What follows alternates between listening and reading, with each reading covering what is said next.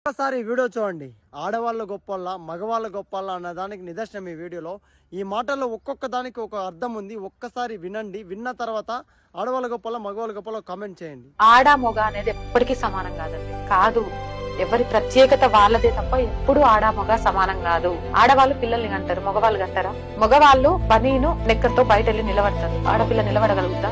అంటే ఎవరి ప్రయారిటీలో వాళ్ళు సమాజం కోసం కుటుంబం కోసం పనిచేయాలే తప్ప నువ్వు నేను సమానం అనే యుద్ధంతో సమాజాన్ని ఇంటి వాతావరణాన్ని చెడగొట్టకూడదు అనేది నా ఉద్దేశం. నీ ప్రత్యేకత ఏంటో నువ్వు తెలుసుకో. నీ ప్రత్యేకతలో నువ్వేం సాధించగలవో సాధించి చూపించు. ఎదుటి వారి ప్రత్యేకతను గుర్తించు, ఆ ప్రత్యేకతను గౌరవించు.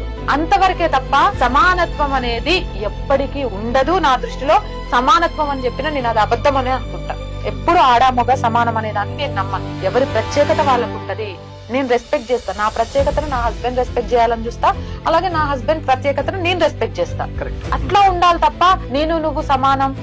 ఇప్పుడు నెలకు 10,000 రూపాయలు కిరాణానికి అవుతుందంటే ఆయన సంపాదించి తేగలడు. నువ్వు 10,000 సంపాదించలేవా అంటే నేను సంపాదిస్తాను. కానీ ఆ 10,000 పెట్టి తీసుకొచ్చిన కిరాణాన్ని నెల మొత్తం గడపడం ఎలాగో నాకు తెలిసినంత నా హస్బెండ్ కి తెలియదు.